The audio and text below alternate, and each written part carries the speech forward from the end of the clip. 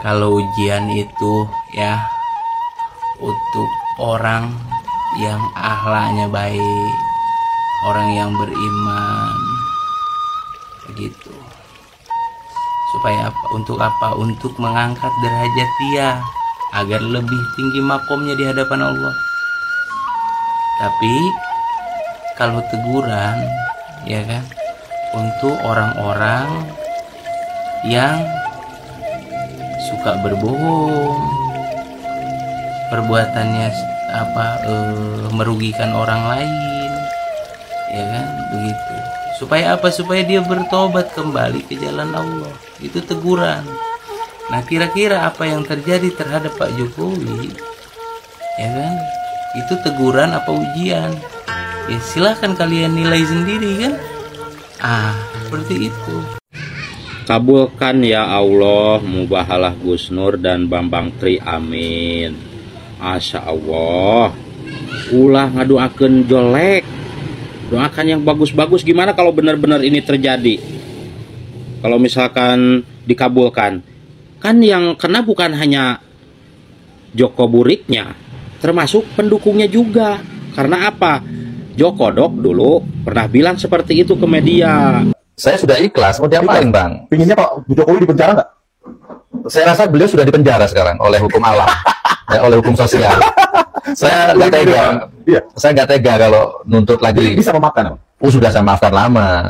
Tapi kan saya punya prinsip. Assalamualaikum warahmatullahi wabarakatuh. Tidak sedikit ya yang meyakini kalau penyakit yang diderita oleh Jokowi yang kita lihat sekarang ini ya, di saat kemarin Jokowi merayakan ulang tahun bersama pendukungnya, banyak netizen di sosial media banyak meyakini bahwa penyakit yang diderita oleh Jokowi itu karena karma maupun azab, di mana netizen ya memposting jejak digital Jokowi ya. Coba kita lihat di mana dulu Jokowi pernah bersumpah ya. Ini dilansir dari Kompasiana.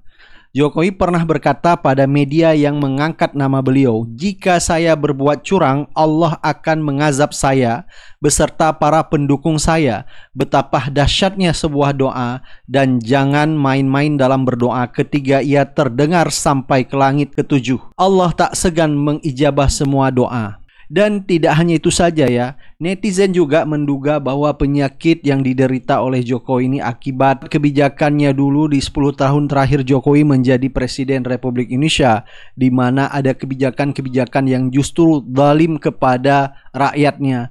Netizen mengkaitkan dengan mubahalah Habib Rizik Syihab ya, yaitu KM50 yang menewaskan 6 laskar FPI. Begitu juga dengan mubahalah Bambang Tri dan Gus Nur. Jadi banyak sekali ya netizen mengkaitkan penyakit yang diderita oleh Jokowi ini akibat azab maupun karma. Begitulah yang berkembang di sosial media yang kita lihat. Dan tidak hanya itu saja ya, banyak dari netizen yang kita lihat di sosial media menganggap penyakit yang diderita oleh Jokowi ini bagian dari kepura-puraan, di mana Jokowi ini membohongi publik lagi dengan mencari simpati publik ya, karena menganggap kasus dugaan ijazah palsu ini masih bergulir ya, sehingga menurut netizen Jokowi ini menghindar supaya tidak hadir di persidangan dugaan ijazah palsu. Nah, Dr. Tifa juga ya mentweet di akun X-nya, "Astagfirullah, saking seringnya bohong sampai sakit saja banyak orang tidak percaya. Ini karena rakyat udah sensi banget sama pemalsuan.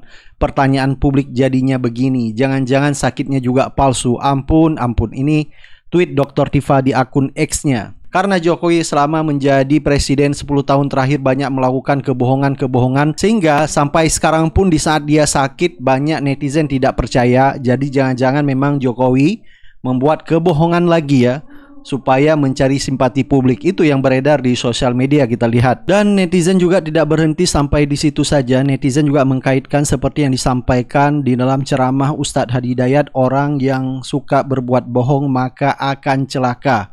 Luar biasa. Wailul mukadzibin. Bohong pasti celaka. Orang masih nekat bohong juga. Tapi ada yang salah dalam dirinya.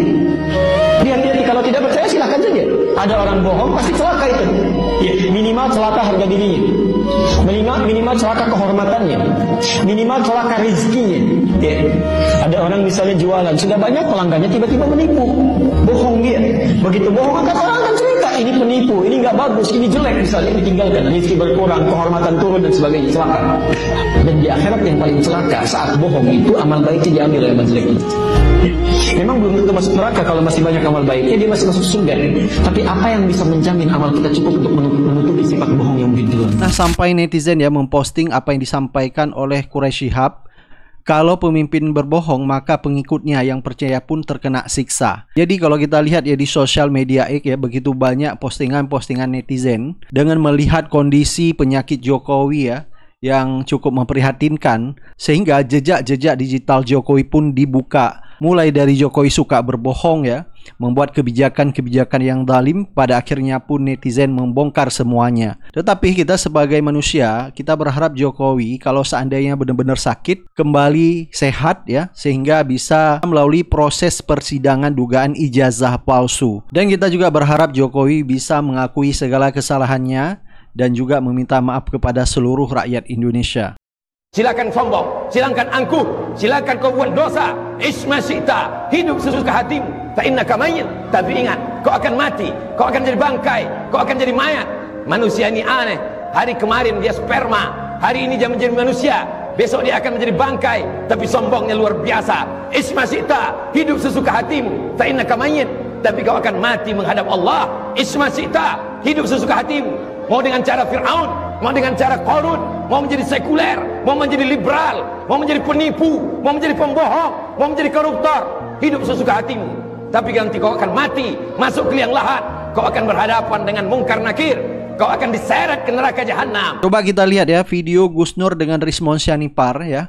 Jadi Rismon bertemu dengan Gus Nur ya, akhirnya membicarakan tentang dugaan ijazah palsu. Dan Gus Nur juga sempat menyinggung tentang kondisi Jokowi sekarang. Jadi menurut Gus Nur, Jokowi sekarang sudah menerima hukumannya di dunia, selain menunggu proses hukum dugaan ijazah palsu. Baik, coba kita lihat videonya. Abang gimana dong? Karena sudah berdampak di penjara 3 tahun nih Bang ya? Iya.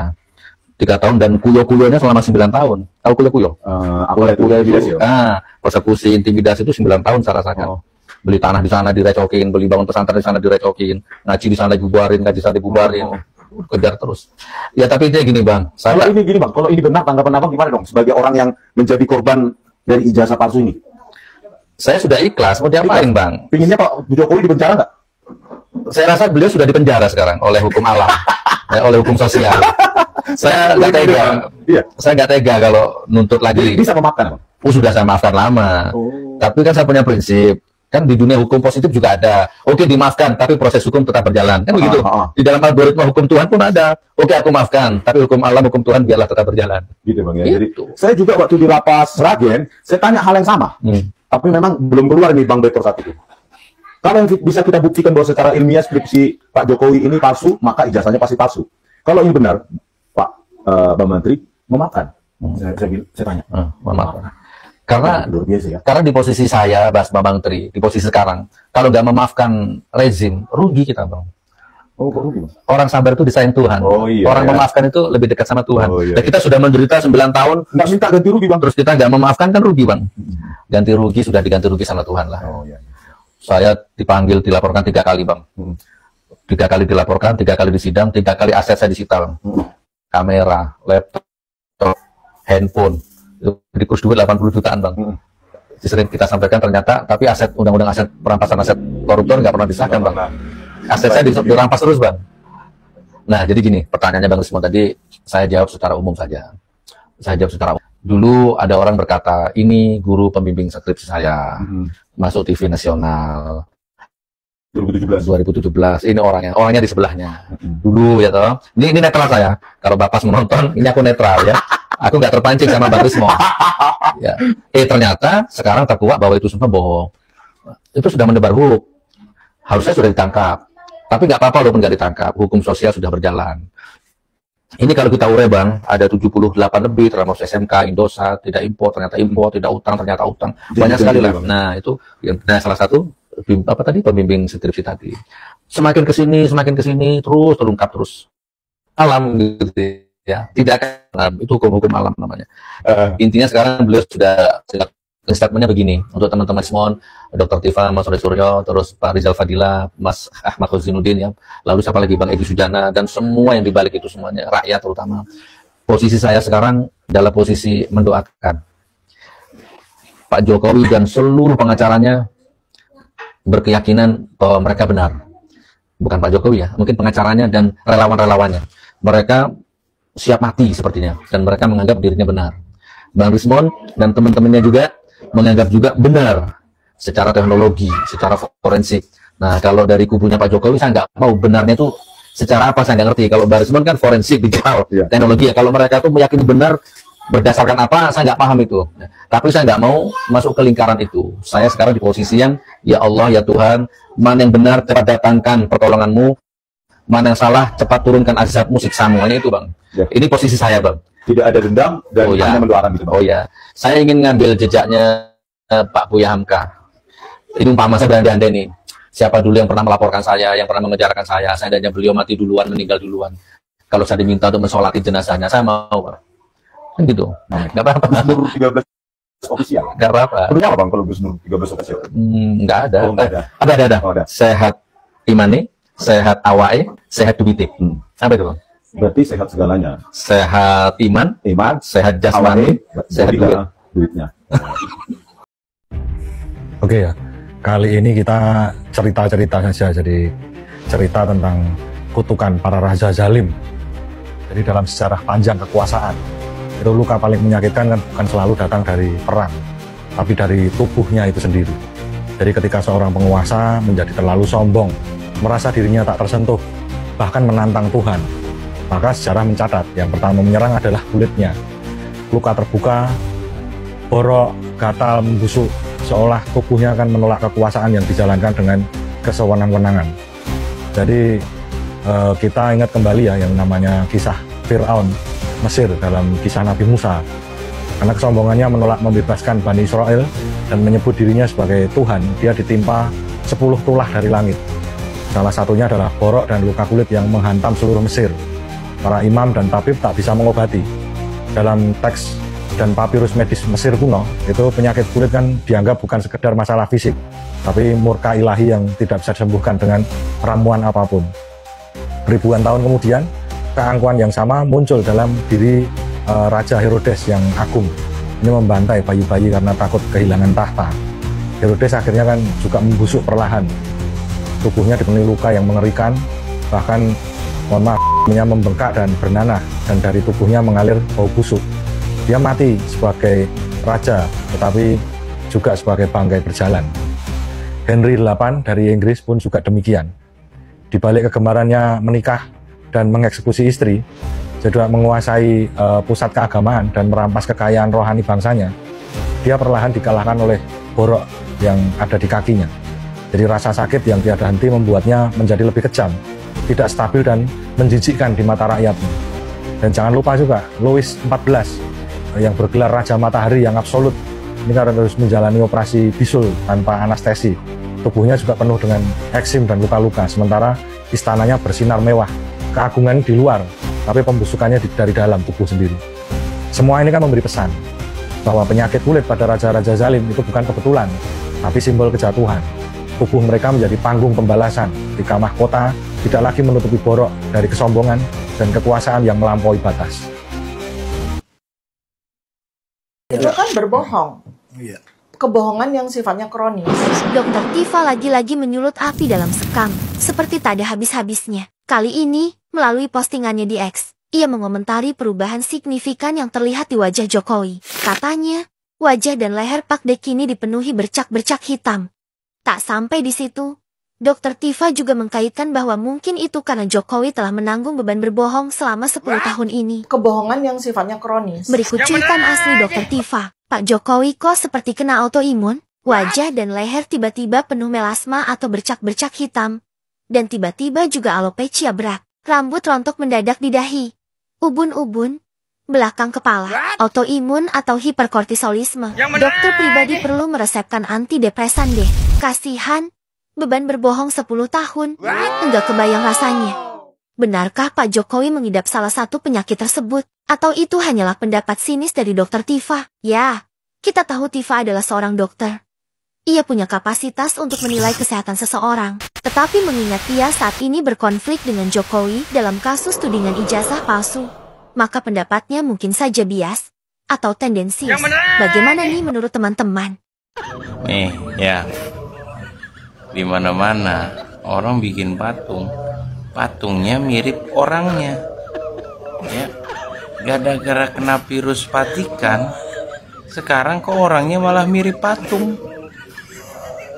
Iya ya Pak Jokowi makin ramai nih Mas Esu. Saya pikir kemarin dengan kemunculannya di hari ulang tahunnya ya pada hari Sabtu 21 Juni itu kemudian orang jadi oh setelah lama tidak muncul inilah Jokowi sekarang gitu saja gitu. Mungkin dia sakit tapi itu. Tapi ternyata justru spekulasi ini bertambah liar gitu. Dan kemudian juga media-media yang bahkan media pro Jokowi begitu ya sekarang mulai memberitakan begitu tentang berbagai spekulasi penyakit tersebut gitu. Dan juga unggahan dari Dokter Tifa itu juga rame Mas Esu yang tadinya misalnya banyak sekali dia diolok-olok dan kemudian kalau kita melihat ini musuh Dokter Tifa kan memang banyak sekali karena dia sangat kritis gitu ya dari sejak beberapa tahun yang lalu begitu tapi sekarang itu malah justru banyak sekali yang mengutip pernyataannya unggahannya begitu orang mulai melihat melek yang tadinya memang setiap kali dia mengunggah itu Mas Esu betul-betul yang dari pendukung Jokowi atau buzzer Jokowi itu kata-katanya itu nggak proper sama sekali ya untuk dibaca atau apa namanya disebutkan gitu karena memakai kata-kata yang sangat kasar dan jorok. Tapi sekarang tampaknya itu mulai berkurang saya lihat di akun Dokter Tifa dan kemudian malah dibahas mengenai apa yang terjadi pada Jokowi karena dia memang selalu membahas soal itu dan dia juga menyatakan walaupun berseberangan tapi sebagai dokter dia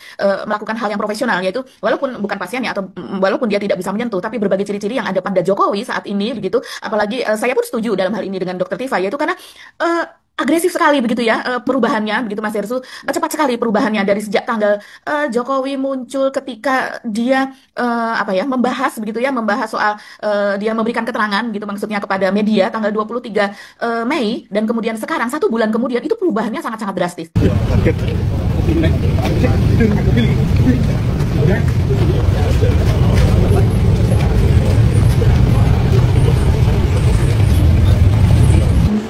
Ditanya orang tua saya. Jadi yang terlupa itu memang belum lalu? Belum.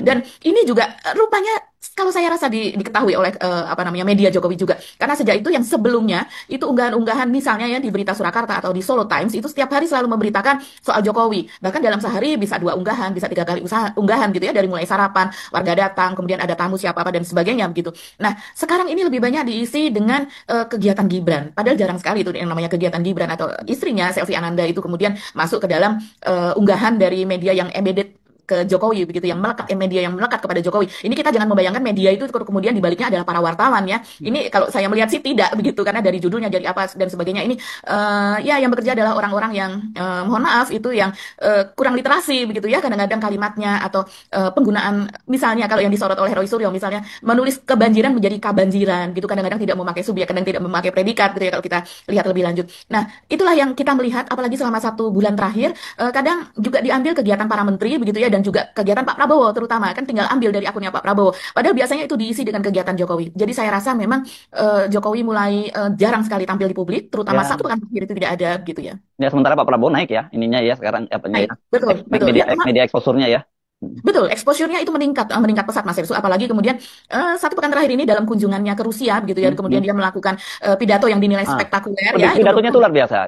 Nah ini kalau pidato keren banget Pak Prabowo, cuma jangan ngomong-ngomong aja karena itu substansial sekali yang diomongin oleh Pak Prabowo itu yang menyangkut bahwa kolusi antara elit politik kemudian penguasa dan para penguasa besar itu membuat orang miskin nggak bisa naik kelas gitu karena memang betul-betul ya. Jadi bukan semata-mata kan gini banyak orang miskin karena malas, enggak semata-mata itu karena banyak sekali di Indonesia yang naik kelas jadi orang kaya itu karena mereka punya kekuasaan kan kemudian memanfaatkan kekuasaannya dibagi dengan kroni-kroninya ya banyak orang yang mendadak kaya kan gitu.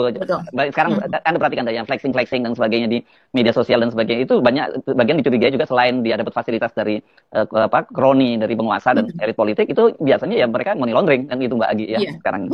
Iya betul dan itu diungkap semua perjuangan Prabowo saat ini dia menghadapi masa yang sangat berat itu diungkap di hadapan Putin dan juga di hadapan di dunia internasional loh ya. Dia internasional. Nggak malu dia mengakui soal itu ya. Tapi sebenarnya kalau dia mau menghajar oligarki itu dia mesti belajar dengan Putin. Karena Putin itu kan sendiri di Rusia itu kan luar biasa juga oligarkinya. Walaupun sekarang mungkin Putin juga menjadi oligarki baru, tapi sebelumnya oligarki itu bisa dihabisi oleh Putin. Dan dia mesti belajar banyak itu kalau mau menghabisi soal itu karena tanda-tandanya memang yang kita sering bahas juga kan masih kiblatnya para oligarki Taipan Pemuda masih ke Jokowi karena Karena Jokowi kan orang yang saya kira mudah disetir, apalagi nanti kalau Gibran yang jadi presiden itu akan lebih mudah disetir kan.